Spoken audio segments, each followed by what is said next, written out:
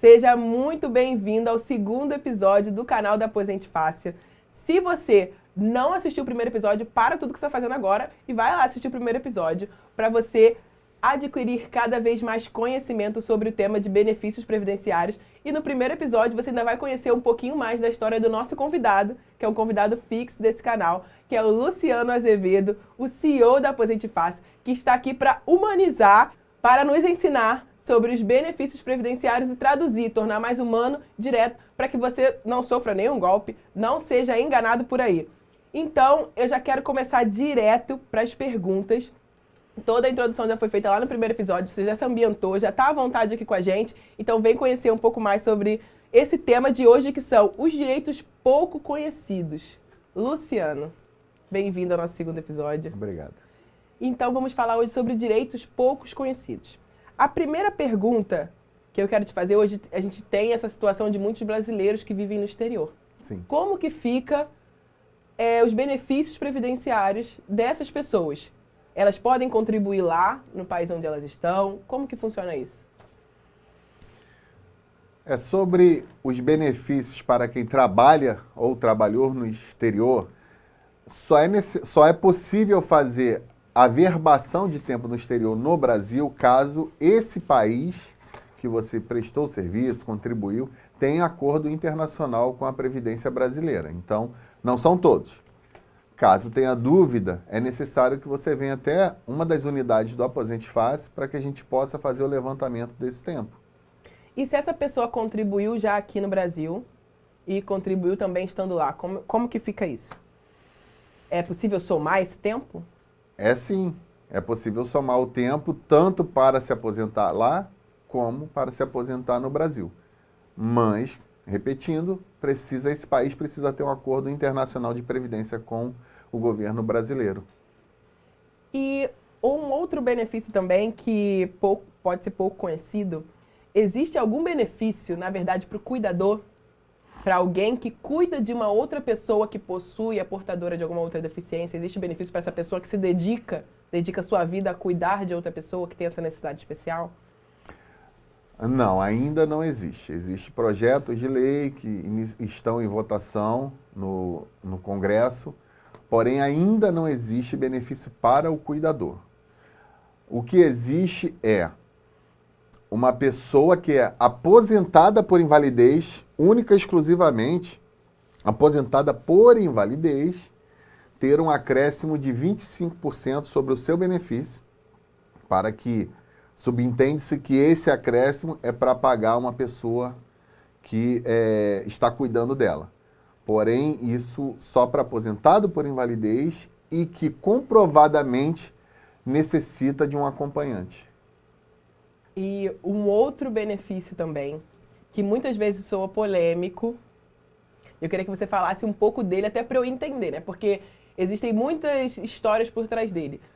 Auxílio reclusão é um benefício previdenciário? Faz parte do rol de benefícios previdenciários? Sim, o auxílio reclusão faz parte de um benefício previdenciário. Ele é destinado, diferentemente do que as pessoas falam, aos dependentes do recluso e não à pessoa reclusa, tá? É como se fosse uma pensão por morte, tá? Eu estou aqui só mal comparando, mas é parecido com uma pensão por morte, onde somente os dependentes comprovadamente possam receber esse benefício. Então, mas esse auxílio reclusão não é para qualquer pessoa que está presa. Primeiro, tem que ser um segurado do INSS. Ele tem que estar contribuindo no ato da prisão, no ato da reclusão, ou ele tem que estar na qualidade de segurado, ou seja, tem que ter contribuído por um período e tem pouco tempo sem contribuição. Então, filhos menores, filho maior inválido, esposa, cônjuge, companheiro tem direito a esse benefício. Também tem uma limitação da contribuição da pessoa que foi presa para que ela se enquadre, ou seja, uma pessoa que contribui com um valor muito alto está desenquadrado também do direito a esse benefício. Mas, repetindo, gente, vou até olhar para a câmera, gente, o auxílio reclusão não é para o preso, é para dependentes da pessoa presa, tá bom? E não é todo mundo que tem esse direito, né? Porque a pessoa acha que, pelo menos nas redes sociais, o que rola é foi presos, já o governo está pagando, está sustentando. Não é todo mundo, né? São pessoas específicas que têm esse direito. Foi o que eu falei. Tem que ser segurado do INSS e ainda tem uma limitação. Hoje eu não me recordo do valor, mas na legenda a gente pode colocar sobre o valor máximo de contribuição que poderia dar direito a esse auxílio para os dependentes da pessoa presa. Existe algum limite de dependentes? Porque você disse que quem recebe esse benefício não é o preso, são os dependentes. É só a esposa mais 2, tem limite de filhos? Como que funciona isso? Não, na verdade não. Como eu comparei com a pensão por morte, então vou falar exatamente como funciona a pensão por morte e serve também para o auxílio reclusão. Tá? São 3 classes de dependentes. A primeira classe é a principal, que é esposa ou companheira, tá? Existe também companheiro, no caso de a pessoa presa for uma mulher trabalhadora do INSS, e filhos menores de 21 ou filhos maiores. Não existe limite, inclusive filhos de famílias diferentes podem receber esse auxílio. Tá? A segunda classe só se aplica se não houver ninguém da primeira classe, que são os pais, e se comprovadamente esses pais forem dependentes financeiramente, economicamente dessa pessoa presa. E caso não haja nem cônjuge, filhos e pais, a terceira classe são os irmãos comprovadamente dependentes dessa pessoa presa. E um outro assunto que também gerou bastante polêmica quando saiu, eu queria que você comentasse sobre ele como um todo, a tal da revisão da vida toda. O que é isso?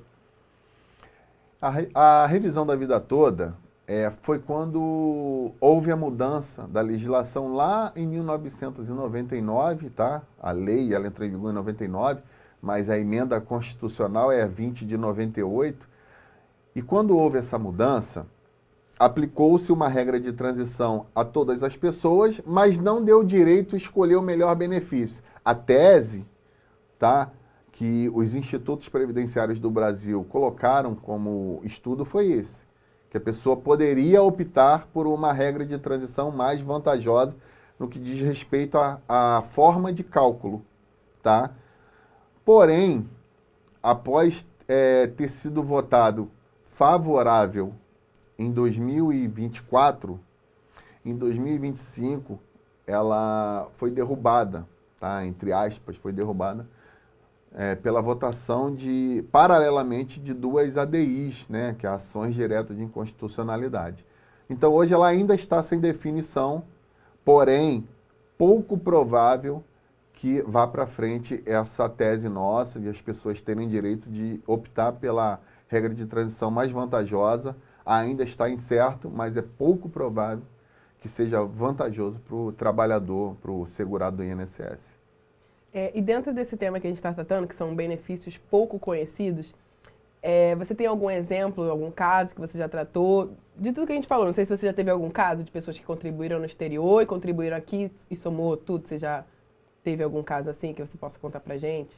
Sim, sim. Eu tenho o caso de 2 pessoas que um morava em Portugal, o outro morava em Israel, e eu fiz essa aplicação dessa averbação, né, de períodos trabalhados em outro país, e a soma desse tempo chegou-se ao tempo mínimo exigido para aposentadoria, e foi feito com sucesso. Tem um pouco de demora, porque é um benefício realmente que depende de intercomunicação entre 2 países, mas a gente chegou até a conclusão e a concessão desse benefício. E a gente falou também do auxílio reclusão. Já teve algum caso? Auxílio reclusão eu não fiz ainda, né? É pouco procurado. Pelo menos no Aposente Fácil nós não tivemos muita procura, mas se necessitar a gente sabe como agir. Como agir. E essa questão de revisão da vida toda, você teve muita procura? Pessoal tirando muita dúvida? Sim, na verdade... Pessoal muito enganado, chegou muita gente enganada para você sobre esse tema? Na verdade, a revisão da vida toda, a gente faz o cálculo, né? Aí, ao invés dos salários de julho de 94 até a data da aposentadoria apenas, passa-se a se incluir todos os salários de contribuição da pessoa. Nós temos uma ação que foi ganha, a pessoa já recebe o benefício corrigido, e mesmo com essa votação hoje desfavorável, aquela pessoa até então ainda está recebendo, tá? Provavelmente vai reverter, se tudo finalizar da forma que está, ela vai reverter, não tem como a gente lutar contra uma decisão da maior instância do Brasil, que é o STF, então provavelmente o valor dela vai voltar a ser o que era, porém o que a gente briga hoje é para que ela não tenha que devolver os valores que ela recebeu a mais, tá? Porque é coisa julgada, recebimento de boa-fé, não tem como. Mas nós temos várias ações hoje sobre Estado, suspensas, né? Na Justiça Federal, aguardando justamente a finalização dessa questão. Entendi. Eu queria até aproveitar isso para dar oportunidade para você que está assistindo esse episódio e tem alguma dúvida, coloca aqui nos comentários. Às vezes, esses benefícios pouco conhecidos, são poucas pessoas que são especialistas nisso, né? E a gente está vendo aqui que precisa ter um conhecimento específico. Então, você coloca a sua dúvida aqui, que a gente pode fazer até nos próximos episódios, né? No final, responder as perguntas dos inscritos. Então, você coloca aqui a sua dúvida e a gente vai selecionar, porque a sua dúvida pode ser a dúvida de muitas pessoas. Então, você pode comentar aqui a sua dúvida ou até fazer algum comentário em sentido de agradecimento, de situação, contar uma história. A gente adora história. Eu sempre pergunto para eles casos que eu quero saber, né? Porque a parte prática é a mais legal. Então, você comenta aqui, não perde essa oportunidade. E, aproveitando, eu quero já perguntar sobre as questões práticas, né? Documentação, por exemplo. Quais são as documentações necessárias para você dar entrada em qualquer benefício do INSS? Porque, às vezes, tem gente que tem que correr atrás de alguma documentação que não tenha, né? Então, quais são as documentações padrões? Qual é a que o pessoal tem mais dificuldade de achar? Nós temos a principal dúvida da maioria das pessoas é sobre a questão da carteira de trabalho. Tá? Às vezes a gente pede a carteira de trabalho ao cliente e ele acha que aquela CTPS digital ela serve igualmente à carteira de trabalho física. Não. Por quê? Quando a gente pede a carteira de trabalho, a gente quer verificar possíveis erros no extrato previdenciário da pessoa, né, conhecido como CNIS, e fazer esses acertos. Porém, as mesmas inconsistências, os mesmos erros do CNIS estão na carteira de trabalho digital, incrivelmente. Uma empresa sem saída, uma empresa sem contribuição, da mesma forma no CNIS está na carteira digital. Então, a gente necessita da carteira física para fazer todos os acertos.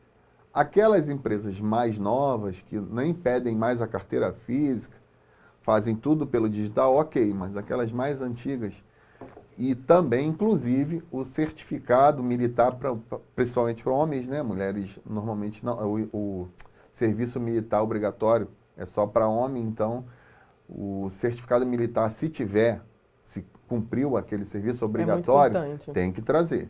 Então, as carteiras de trabalho, certificado militar para homens, todas as rescisões, termo de rescisão de contrato de trabalho que tiver em mãos, nos traga, que é muito importante também. E se tiver alguns contra-cheques, principalmente se for verificado que existe ausência de contribuições no CNIS, os contra-cheques são para isso.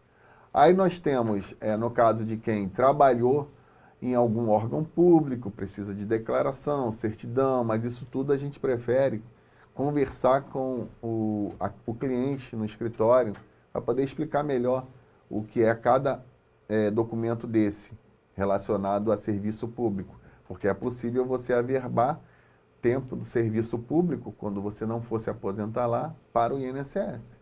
E existe também a possibilidade no sentido contrário, emitir uma CTC do INSS para um serviço público e você se aposentar apenas por lá ou parcialmente. Tá? Então, os documentos principais são esses que eu falei, além dos documentos pessoais, identidade, CPF, comprovante de residência, uma certidão de nascimento ou casamento, dependendo do benefício, é muito importante. O título de eleitor, que é necessário para a gente, por exemplo, ver a regularidade do CPF, pede o número do título de eleitor, então são os documentos básicos. Aí cada caso vai exigir Um documento específico. documentos complementares. E quais são os erros mais comuns que fazem as pessoas terem o benefício negado? Porque o benefício negado é tipo, a pessoa tá ali se achando que vai conseguir, aí tem aquela coisa, aquele questão do negado, ela já vai procurar um especialista, sofre aquele baque. Mas quais são os principais erros que fazem a pessoa ter essa notícia? Benefício negado. O benefício indeferido, ele vem depois de uma análise documental do servidor do INSS, né? Então, ela pode ter vários e vários fatores. Eu vou citar aqui rapidamente alguns casos, né, de contribuições feitas fora de época, em atraso, né? A falta de apresentação da documentação necessária, a falta de um cumprimento de exigência quando o servidor do INSS faz. Então, como eu falei no outro episódio, né, a simulação do INSS ela não reflete a realidade. Vou dar um exemplo. Contribuições em atraso, lá está contando. Porém, quando vem para a análise do servidor do INSS, aquelas contribuições em atraso, muitas delas são retiradas do cálculo. Então, na realidade, para aquele benefício, você tem menos tempo do que o próprio simulador mostrou. Então, as principais é isso, deixar de cumprir exigência. Quando você faz um pedido, mesmo que seja pelo 135, o atendente vai te perguntar se você quer acompanhar pelo meu INSS pelo 135. Se você responde, não adianta, se você responde sim, não adianta aguardar um comunicado em casa, que não vai chegar. Você tem que acompanhar pelo aplicativo ou ligando para o 135. Então, se a exigência for feita e você não cumprir aquilo dentro do prazo legal, vai ser indeferido por esse motivo. E a falta de documentos e a resposta, as respostas corretas quando você está solicitando um benefício também podem fazer toda a diferença na conclusão daquele pedido. E então, quando você recebe a primeira notícia, benefício indeferido, qual é o primeiro passo que eu tenho que fazer? Se você for uma requerente, né, um beneficiário do INSS, um cidadão que quer o benefício, você tem que procurar uma pessoa especializada. Porque primeiro você tem que saber o motivo, e o motivo pode não estar claro ali. Nós que estudamos para isso, nós que buscamos sempre estar atentos a essas questões, a gente baixa todo o processo, lê todas as páginas e entende o motivo daquele indeferimento. Isso que eu ia falar, porque às vezes não está claro, né? Não está claro, mas a gente entende, tá? A gente realmente, observando aquilo ali, a gente consegue saber o porquê. Mesmo que a pessoa fique indignada, a gente tem que falar o motivo, né? E dali tem 30 dias para fazer um recurso administrativo, ou pode entrar com a ação judicial. Essa não tem prazo de 30 dias. Ação judicial você pode entrar a qualquer momento. Mas o recurso administrativo, ele tem que ser feito em até 30 dias após a comunicação da decisão. A comunicação da decisão não é quando você foi lá e entrou no aplicativo e entrou, não. Foi exatamente na data em que o servidor do INSS concluiu aquele benefício. Por isso que quando você optou por acompanhar pelo 135 no INSS, é nesse sentido. É naquela data da decisão começou a contar o prazo para poder entrar com o recurso, por exemplo. Então, acho que é a importância também de você, depois de tudo isso, procurar um especialista, né? Porque se for uma coisa que você não entende, você corre menos risco. Na verdade, eu entendo que a pessoa corre menos risco se procurar um especialista antes de tentar sozinho. Eu vou falar por quê. Eu recebi muitos clientes já no meu escritório que incluíram documentos que não deveriam incluir no processo administrativo. E isso atrapalha, inclusive, um recurso. Então, é muito importante você ter assessoria de uma pessoa especializada desde o início. Eu aconselho nesse sentido. É sempre a melhor opção, só que, infelizmente, algumas pessoas têm essa mania, né? Espera dar errado. Espera dar errado para depois recorrer. Mas mesmo quando der errado, a gente está aqui. Justamente. O que der para corrigir, a gente vai corrigir. E, na verdade, você acha que... Eu ia perguntar isso, né? Eu sei que você, dentro da sua empresa, sempre vai falar sobre que vale a pena você contratar, né? Pode parecer até que é tipo assim, não, me contrate para eu ganhar mais. Mas, assim, qual é realmente prejudicial quando a pessoa escolhe fazer sozinho sem entender? Porque, às vezes, ela pode ter um problema sério, né? Existe algum caso, por exemplo, né, para eu personificar minha pergunta, de pessoas que tentaram fazer sozinha e não deu para reverter depois? Algum erro? Existe? Você conhece? Já teve? Existe, pelo fato que eu falei agora há pouco. A juntada de documentação é desnecessária ou contrária àquela necessidade da pessoa. E aí não deu para reverter mais? Aí, às vezes, a gente não consegue reverter e tem que fazer um pedido novo. Fazendo um pedido novo, você deixa de receber aqueles atrasados desde o primeiro pedido. Tá? Então, são vários casos que eu poderia citar aqui, mas depende da situação, do caso concreto de cada pessoa, é melhor a gente explicar quando fizer uma consulta conosco, para a gente poder dar ali prosseguimento, ou reverter aquilo que foi feito errado, ou fazer uma nova solicitação com a documentação correta. E você já recebeu muita gente que fez besteira também você falou sobre o 135, né?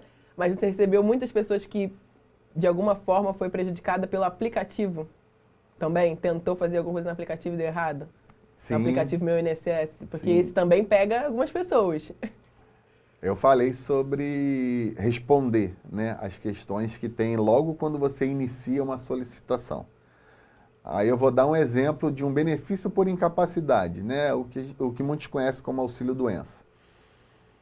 Tem uma pergunta lá que está assim, a pessoa estava em regime fechado?